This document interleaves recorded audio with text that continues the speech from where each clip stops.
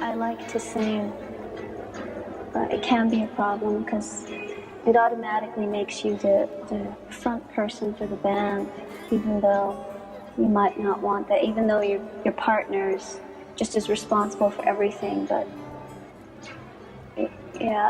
everybody seems to focus on the same. She told an audience to shut the f*** up. She has walked off stages while her own songs were still playing. She hasn't given a real sit-down interview in over a decade. And in 2025, her one and only top 40 hit crossed 1 billion streams on Spotify. The woman who built cool girl music does not, under any circumstances, want to talk to you. That, my loves, is the whole point. If you only have 30 seconds, here's the bottom line of this video. Hope Sandoval became the face of cool girl music by refusing, categorically, almost spiritually, to perform for anyone other than herself. No selfies, no fragrance deal, no thirsty Instagram, no perky little tell us about your skincare routine moment, no boyfriend soft launch, just a curtain of dark hair, a glass of red wine, a song that sounds like the end of the world is being filmed in slow motion, and a stage so dim you can barely make out her face. She built a 35-year career by withholding everything. Restraint is the word. It's actually really sexy. But if you'd like a bit more of an explanation, and trust me you do, follow me. Welcome. I'm Kira, and this is your beauty blueprint. I've spent the past week researching, watching, and editing all things Hope Sandoval to bring you her very essence and share the very best of my findings. And what I can tell you up front is this: she is the most influential under-the-radar woman in modern music, and the cool girls in your life have been quoting her without realizing it for the past 30 years. Long center-parted hair falling forward like literal stage curtains. A Mexican-American cancer raised on a working-class corner of East Los Angeles, who dropped out of high school and somehow ended up the patron saint of every melancholy girl on Tumblr in your local indie coffee shop, and now on your TikTok For You page. A voice that sounds like she's confiding in you from inside a velvet pocket. Quick aside, my loves. I've designed a beauty blueprint t-shirt inspired by Hope's most haunting visual era, moody desert tones, vintage tea feel. It's the t-shirt equivalent of standing alone in the dark with a glass of red wine, and the link is in the description. By the way, we have gathered quite a range there by now. I'd love for you to check it out. They're all designed by me for these videos only, and they ship super quick to and fro all over our little globe. Thank you kindly. And stick around, because by the end of this video I will serve us a quick practical breakdown of what we can actually steal from Hope Sandoval's universe. Not just the eyeliner, but the whole philosophy of this very appealing withholding. Now, before we go any deeper, settle in. Pour yourself something dark and slow. A glass of red wine is the only correct pairing for this video. Ideally Californian, ideally drunk in low light, on a couch you can't afford, in a slip you bought in an uplifted moment of self-respect. The Daily Telegraph famously reported that one of Hope's old Capitol Records publicists kept a bottle of red wine on standby during press cycles because it was, and I quote, a useful way of getting her to relax. We will maybe just honor the tradition. Here's a tiny backstory. Hope Sandoval was born on June 24th, 1966 in Los Angeles, California. That makes her a Cancer, a late June Cancer, which is the sign of the watery, the hidden, the dreamy, the moodily devoted. The woman who builds a fortress out of her own private feeling and lets nobody inside without a coveted password. She grew up in East LA, specifically the working-class Miravilla neighborhood. Her father was a butcher. Her mother worked at a potato chip factory. Her parents separated when she was small, and Hope was raised primarily by her mother, along with one full sibling and 7 half-siblings. That is a Mexican-American childhood with 8 kids and a single mother in a hard corner of LA County in the late 60s. Jeff Travis, the man who would later sign her to Rough Trade Records in London, called her the Queen of East LA, quote, softly spoken, but definite and intelligent and bright, lovely. File that one away for now. We will come back to queenly. She went to Mark Keppel High School in Alhambra, and by her own account, she struggled. She was placed in special education classes. She skipped school to stay home and listen to records. In her own words, to The Telegraph in 2001, it's just like anybody else. Most people don't want to go to school, they just don't want to. It's not fun, and I was just somebody who got away with it. There wasn't really anyone watching. Eventually, the school issued an ultimatum. She got briefly tutored at home, and then she dropped out. No diploma. She was already gigging by the time she was 18. The Queen of East LA was, in the most literal possible sense, an autodidact who decided very early that the system was not going to teach her anything she actually needed. What we have by now is a teenage girl with a record obsession and a best friend named Sylvia. Hope and Sylvia Gomez had a duo called Going Home. Hope sang, Sylvia played guitar. They were Paisley Underground groupies, obsessed with the LA scene around bands like Rain Parade and Dream Syndicate. Steve Wynn of Dream Syndicate remembers Hope showing up to soundchecks when she was around 14. Picture that for a moment. Frail 14-year-old Mexican-American kid in East LA, skipping school, showing up at the band loadout, just absorbing the scene. Going Home eventually recorded a whole album with the producer and musician David Roback that has, to this day, never been officially released. Sylvia ultimately walked away from music to become a teacher, but Hope did not, and in November 1987 her life changed because of a phone call. David Roback was now in a band called Opal with Kendra Smith. Opal was on tour in America, opening for the Jesus and Mary chain. On November 12, 1987, after a show in Providence, Rhode Island, Kendra Smith abruptly quit the band. She literally left mid-tour, and David, who needed a new frontwoman in approximately 24 hours, called 21-year-old Hope Sandoval and asked her to fly out and finish the dates. Within days, she was on a plane, and her first ever gig fronting Opal was November 20, 1987, at St. Andrew's Hall in Detroit. She did that for about a year. She was, as she has put it, asked to do some live shows only because Kendra didn't want to be the front person. She was singing other people's songs. She was not happy.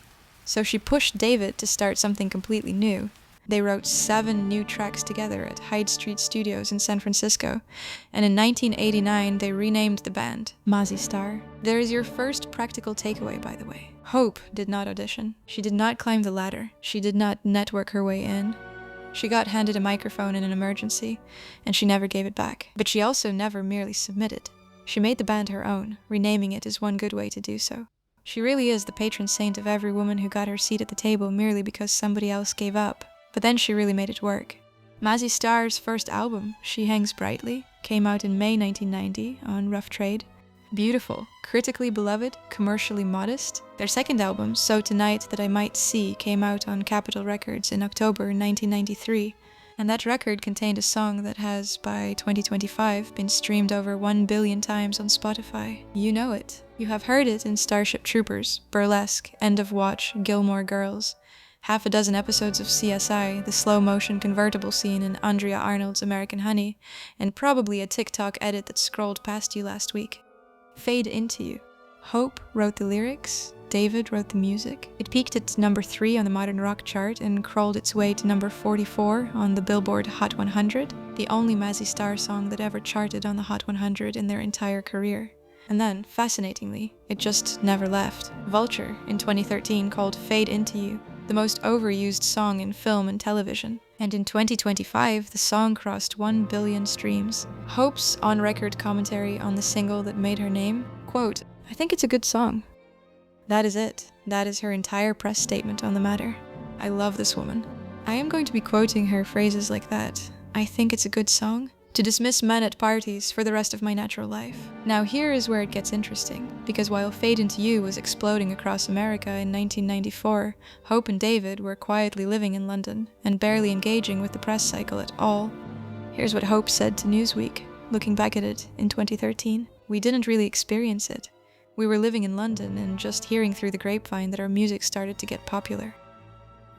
If you are enjoying this so far, please do me a tiny favor and tap the like button. It tells the algorithm to push this video to others who deserve to know that you do not actually have to perform for the audience. You can simply be your own audience, and that works like magic, believe me. Even me, I'm making these videos for myself too. I make the videos I myself would have liked to watch. I think that's the best way. Oh, and while you're there, please hit subscribe if you have not already, because next week we are getting into someone even more deliciously inaccessible than Hope, Sinead O'Connor. Now let's talk about Hope's romantic life, carefully, because more nonsense has been laundered into the internet about Hope Sandoval's love life than almost any other indie woman of her generation. What we actually know goes like this. First, David Roback himself, because the Daily Telegraph in 2001 referred in print to her split from her Mazzy Star partner and former lover, David Roback. Former lover. That phrasing in a UK broadsheet is the only published reference we have to a romantic relationship between the two. The same Telegraph piece notes that David got the hump. That's the British expression for sulked. my American girls. When Hope started dating William Reid of the Jesus and Mary chain, Hope herself has never confirmed it on the record. She has never denied it either. This is the entire mode of Hope Sandoval. She will neither confirm nor deny. So, second, William Reid of the Jesus and Mary chain, that relationship is confirmed. They were together for roughly 3.5 years. Somewhere between 1996 and 2000. William plays guitar on 2 tracks on Mazzy Star's 1996 album, Among My Swan. She was largely living in London during that period. Third, Colm Cíosóig, the drummer of My Bloody Valentine. She met him around 1997, introduced by Kevin Shields. They started Hope Sandoval and the Warm Inventions together in 2000, and they have lived together off and on ever since. And this is the part the gossip sites consistently get wrong. The most thorough recent profile of Hope by Jim Sullivan in Rock and Roll Globe in 2021 says explicitly that Hope and Colm Cíosóig have never been a romantic couple, but have lived together and been an off-and-on musical couple, going back to 2000, not married, no children. Just 2 artists who have built a life inside each other's company without ever owing the public an explanation of what shape that life takes, which is, let's be honest, the kind of arrangement most of us are too embarrassed to even admit we would ever want. Now let's get into the part of the blueprint I am most here for. The persona. Because the persona is the shape of her power. Let's talk about a framework for this. There is an Apollonian woman who is clear, bright, public, performative, Hollywood lit, knowable. Think the magazine cover. Think the carefully managed brand. Then there is a Dionysian woman who instead is dark, hidden, chthonic, dreamy, slow, watery, withholding, ungraspable. Well, obviously Hope is almost pure Dionysian. She performs in near darkness, with only a dim backlight behind her. She does not talk to the audience. She almost faces away from them. She walks off the stage, if pushed. At one Philadelphia show in 2018, an audience member shouted at her, "Say something else," after she had finally murmured a few words. According to long circulating fan reports, Hope has at various shows told the audience some version of, "I don't need you to love me, I need you to shut the fuck up." Colm Cíosóig, in fact, confirmed to Vice in 2016 that he had personally witnessed Hope storm offstage a number of times. Hope Sandoval is operating in a tradition that runs all the way back through the pre-Raphaelite muses, the romantic fatal women, the medieval secret keepers, the chthonic goddesses of the underworld. Her power is not that she is actively available. Her power is that she absolutely is not. Every gesture she withholds, the audience fills in with her own projection. And in a culture that has metastasized into total parasocial overshare, into ring light eye contact and confessional carousels, and grief monetized into a brand, refusing to give that material away is, let's just say it, sexier than anything you can post on Instagram. And obviously, it is not for a lack of material.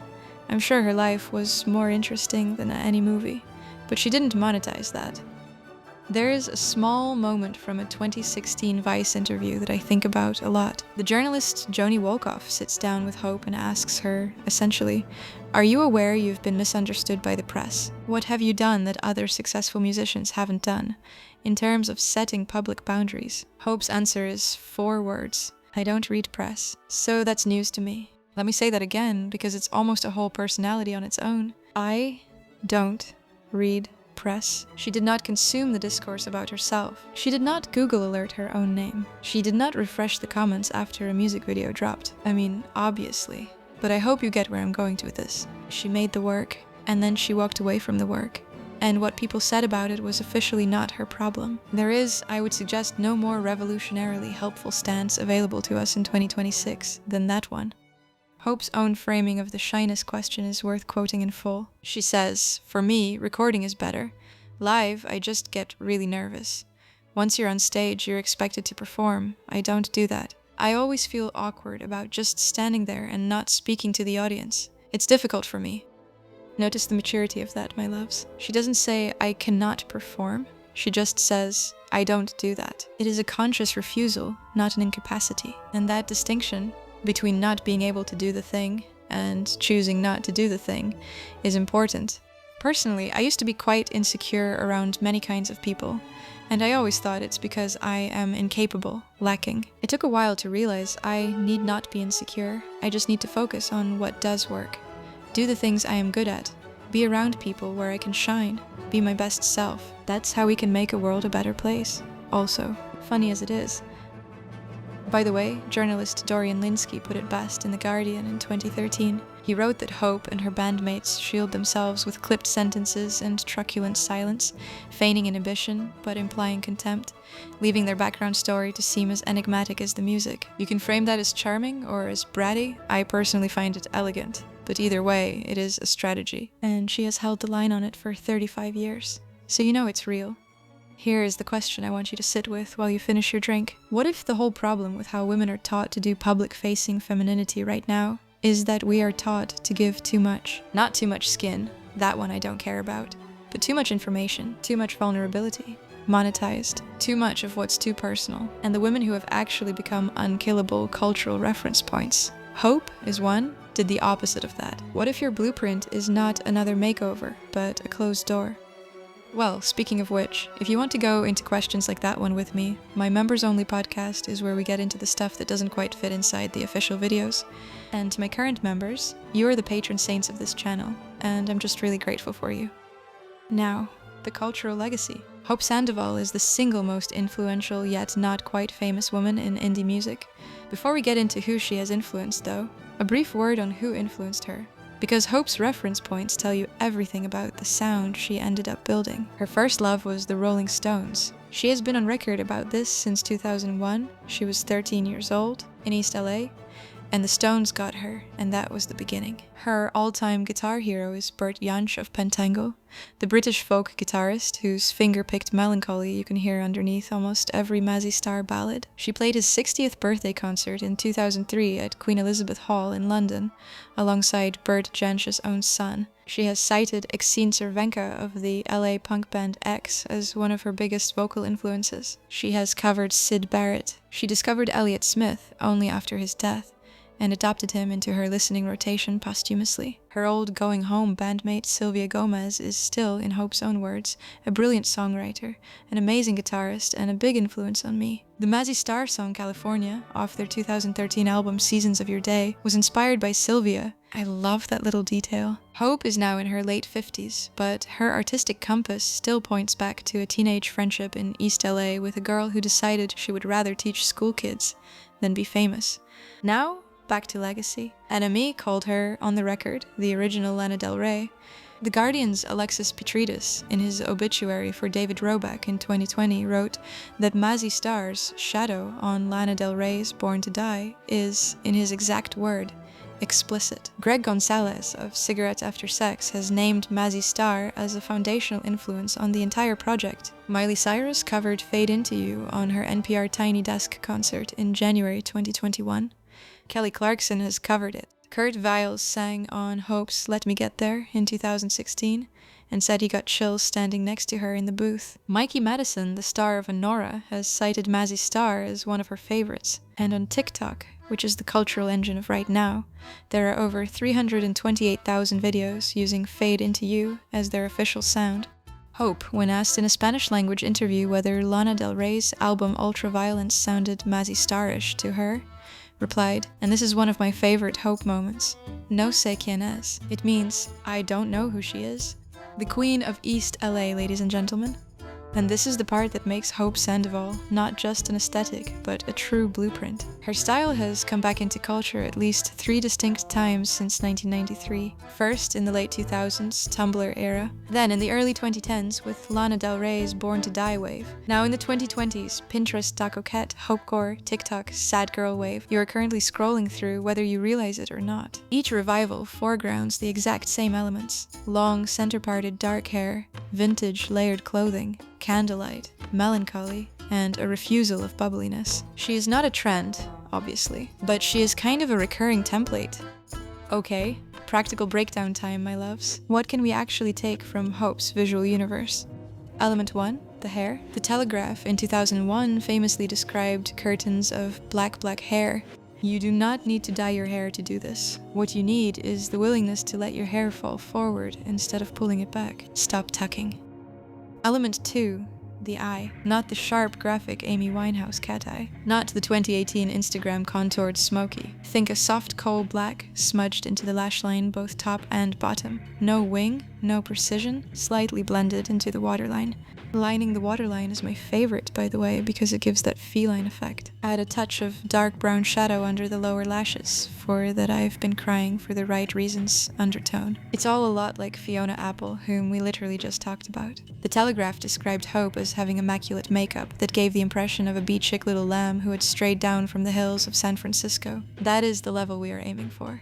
Element 3, the silhouette. The Telegraph specifies long boots and a short skirt. That is the formula. Leg covered to the knee, leg uncovered above the knee. A high contrast that reads as both modest and not. Pair it with vintage anything, and it would look amazing with generous amount of velvet. Just make sure it's not polyester, because that just doesn't look all that good. And maybe add an occasional unexpected flash of sheer. Oh, and by the way, the repeated press comparison here was to Nastasia Kinski. That is your reference image. For that, I actually recommend my video on Nastasia and her role in Paris, Texas. Please make sure to watch it. Element 4, and this is the actual blueprint, the part that goes deeper than any eyeliner. You are allowed to not explain yourself. You are allowed to skip the captions. You are allowed to never confirm or deny. You are allowed to look intriguing and let strangers do the work of being curious about you, instead of doing it on their behalf. Take the eyeliner if you want it, but the actual gift, Hope Sandoval is handing us, is the model of how to stay mysterious in an economy designed to strip you of literally everything you have not yet given away. Hope once said, "I think music is like little films, and it's nice to listen to music and really escape. So maybe just make your life a little film. Light it dimly. Be mysterious. Cast yourself as the woman whose interior the audience has to imagine, instead of the one being spoon-fed." I really want to know what you think, my loves. Drop me a comment. Are you a withholder or an explainer? Where do you fall on the Hope Sandoval spectrum? Have you been giving too much away lately? I will be reading every reply. And that is it for this week. Stay strange, stay slow, and remember, you do not have to be loud to be loved. You can simply fade in exactly as much as you choose, and let everyone else do the rest of the work. I've queued up the next chapter for you here. I'll see you soon. Love, Kira. Now go create your own blueprint.